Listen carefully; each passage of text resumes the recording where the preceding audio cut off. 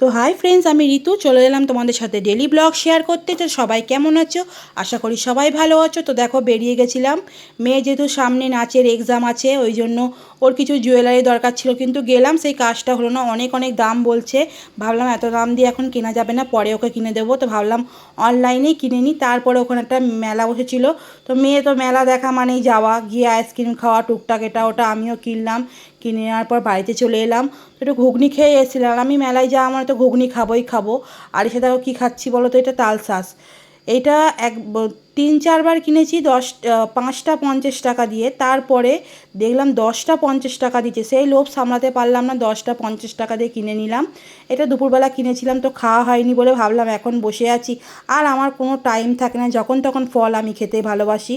আম যেরকম তোমাদের আগের বছরে ভিডিও দিয়েছিলাম, রাত 12টার সময় উঠেও আম খাই, সেই ভিডিও একটা আছে, তোমাদের সাথে শেয়ার করব।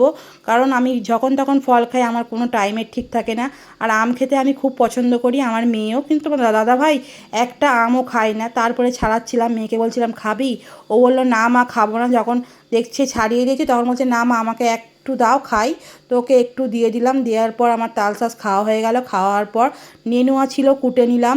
তো নেনুয়া কে কে পছন্দ করো অবশ্যই জানাবে। এই নেনুয়া একবার না চেখে রান্না করেছিলাম চিংড়ি মাছ দিয়ে, খুব তিতো হয়েছিল। তখন থেকে মনে হয় যে না চেখে কিছু রান্না করাটা উচিত না, বিশেষ করে নেনুয়া, ঝিঙে, তো এইগুলো।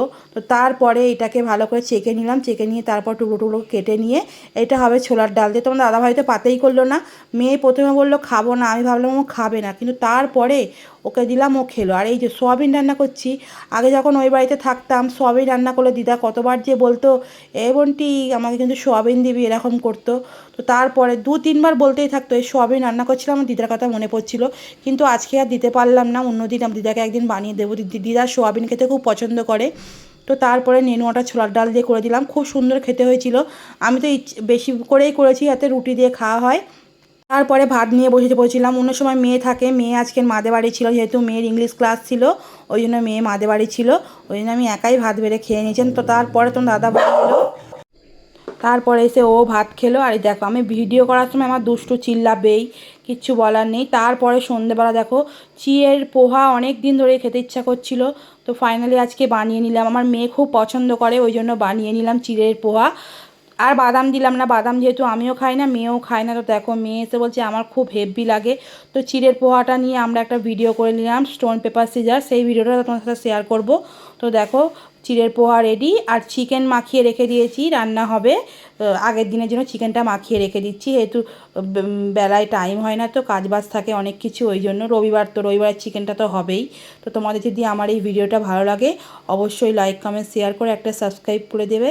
আবার পরের ভিডিও নিয়ে আসবো। আর কিছু ভুল হয়ে থাকলে অবশ্যই ক্ষমা করবে। টাটা, সবাই ভালো থেকো, সুস্থ থেকো।